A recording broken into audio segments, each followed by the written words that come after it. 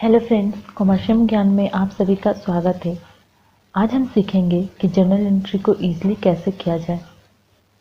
ये कुछ ट्रांजैक्शन है जिसे जर्नलाइज करना है। जनरली आपको कुछ इस प्रकार के बिजनेस ट्रांजैक्शन देखने को मिलेंगे। तो चलिए इसको जर्नल बुक में एक एक करके एंटर करते हैं। सबसे पहले आप इसे एक नोटबुक में नोट कर लें ताकि हमें जर्नल एंट्री करते टाइम दिक्कत ना आए और आप भी मेरे साथ जर्नलाइज इन ट्रांजेक्शन को करते चले। तो चलिए हम स्टार्ट करते हैं। Generalized the following transaction in the books of Usha Chandravanshi in the year of 2016। Journal entry में सबसे पहले ट्रांजेक्शन होता है कि किसी ने बिजनेस स्टार्ट किया और ट्रांजेक्शन को एंटर करते टाइम हमें इस बात का ध्यान रखना पड़ता है कि इस पर कौन सा दो अकाउंट अफेक्ट हुआ है। मतलब ट्रांजैक्शन को दो भागों में बांटना पड़ता है। Usha started business with ₹1,60,000। तो इसकी क्या एंट्री होगी, आपको सिर्फ दो बातों का ध्यान रखना होगा। जैसे ही बिजनेस में कैपिटल इंट्रोड्यूस होगी तो कैपिटल तो आएगी और हमारा कैश भी बिजनेस में बढ़ेगा। तो यहाँ दो एंट्रीज बनेगी। जनरली हम सीखते हैं कि जो आया उसे डेबिट कर दो और जो गया उसे क्रेडिट। तो बिजनेस में कैश आया है तो हम कैश को डेबिट करेंगे। मेरी एक को हमारा ट्रांजेक्शन यानी कि एंट्री होगी cash account debit. Second option आपके पास है कैपिटल, इसलिए ये क्रेडिट होगा क्योंकि कैपिटल इसमें इंक्रीज हो रहा है। तो जब भी रूल्स कहता है कि जब कैपिटल इंक्रीज हो तो उसे क्रेडिट करते हैं। तो टू कैपिटल अकाउंट अमाउंट 1,60,000। यहाँ डेबिट अमाउंट, यहाँ क्रेडिट।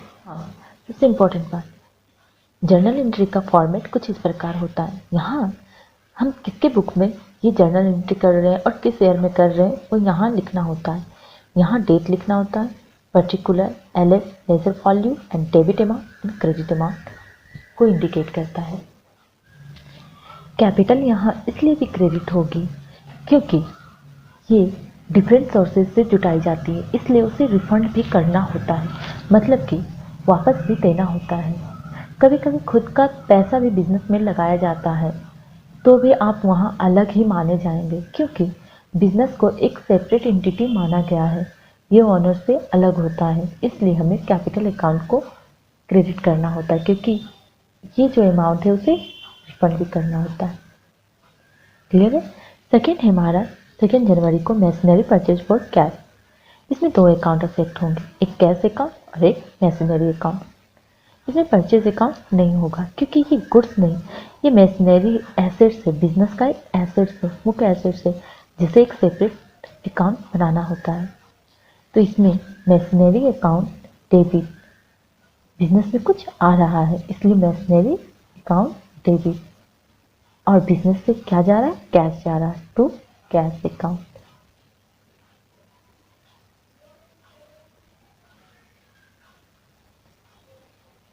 इसे भी एक सुटेबल नरेशन दे सकते हैं, बट मैं यहाँ पे विदाउट नरेशन एंट्री करते जाऊंगी क्योंकि अभी तक आप लोगों ने नरेशन देना सीख लिया होगा कि किस प्रकार एक सुटेबल एक्सप्लेनेशन के साथ बिंग के साथ इसे नोट किया जाता है।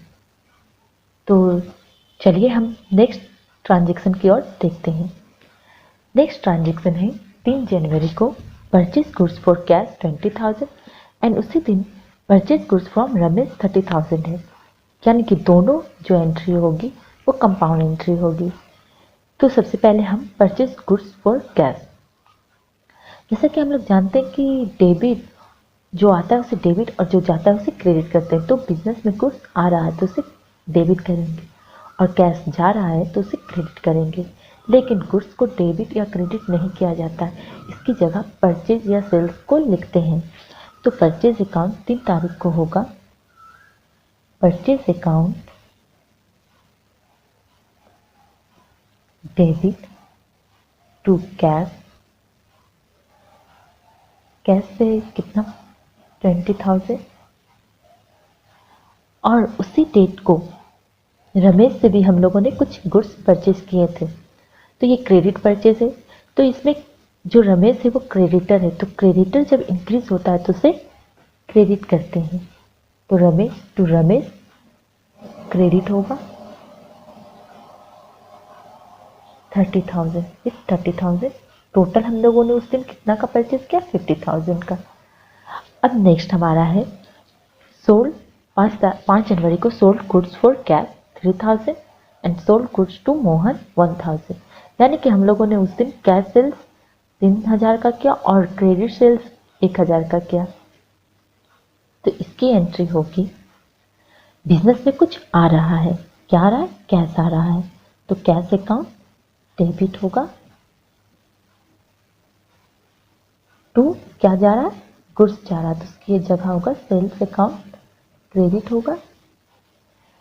लेकिन हम लोगों ने इस दिन मोहन को भी कुछ वस्तुएं उधार बेची है, तो यहाँ हमारा जो डेटर है वो बढ़ रहा है। तो जब डेटर इंक्रीज होता है तो वो डेबिट होता है। तो मोहन, क्योंकि मोहन से हमने पैसे भी लेने हैं, तो मोहन अकाउंट डेबिट। तो यहाँ पे कैश सेल्स 3,000 हुआ और क्रेडिट सेल्स 1,000, टोटल सेल्स हमारा 4,000 का जनवरी 5 को हुआ। फिर नेक्स्ट है हमारा 7 तारीख को कैश पेड टू रमेश, यानी कि जो हमने 3 तारीख को गुड्स परचेज किए थे रमेश से, तो हमें उसे पैसे भी वापस करने हैं, तो जो हम 7 तारीख को कर रहे हैं। तो यहाँ जो क्रेडिटर इंक्रीज हो रहा था, अब 7 तारीख को वो क्रेडिटर डिक्रीज हो रहा है। तो जब क्रेडिटर डिक्रीज होता है तो वो डेबिट होता है, तो रमेश अकाउंट डेबिट जो कैश, हमें इसे कैश पे करना है, तो बिजनेस से कैश जा रहा है इसलिए ये क्रेडिट होगा।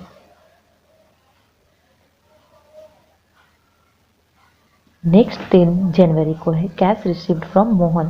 जैसा कि हम लोग 5 जनवरी को देख रहे हैं कि हम लोगों ने मोहन को गुड्स सेल्स किया था ऑन क्रेडिट, तो वो 10 तारीख को हमें पैसे लौटा रहा है।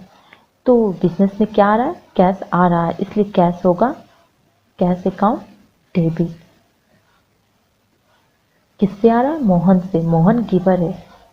गोल्डन रूल्स में जो पर्सनल अकाउंट का रूल था कि debit the receiver and credit the giver, तो इसमें मोहन जो है वो गिवर है, वो हमें पैसे दे रहा है, तो यहाँ मोहन जो होगा वो क्रेडिट अकाउंट होगा।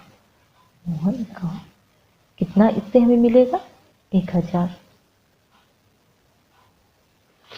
फिर 31 जनवरी 31 को पेड सैलरी 3,000, पेड वेजेस 4,000, ये भी कंपाउंड एंट्री होगी। सैलरी और वेजेस गोल्डन रूल्स में जो नॉमिनल अकाउंट होता है उसमें कहता है all expenses and losses are debit and all incomes and gains are credit. यहाँ हम देख रहे हैं कि सैलरी और वेजेस एक एक्सपेंसेस है जो इंक्रीज हो रही है, तो जब एक्सपेंसेस इंक्रीज होती है तो उसे डेबिट करते हैं। तो salary account debit, wages account debit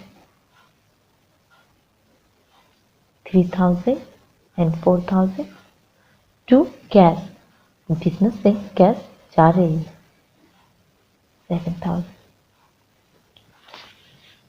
ठीक है फ्रेंड, अब यहाँ नेक्स्ट स्टेप होता है टोटल।